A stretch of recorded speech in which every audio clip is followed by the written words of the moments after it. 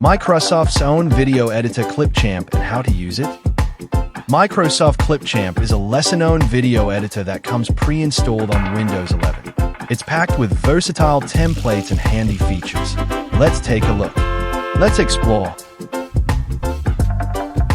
Opening the Microsoft Clipchamp is easy. Go to web browser, search Clipchamp and click on Clipchamp and then click on Sign In.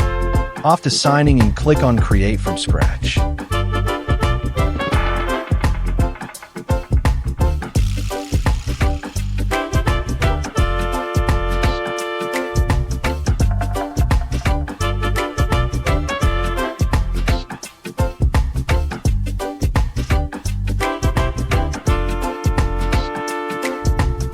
How to create 2 minutes video.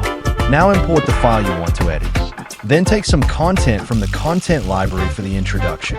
Then choose your own content or from the content library. Add text if needed. Then add music and voiceover, optional.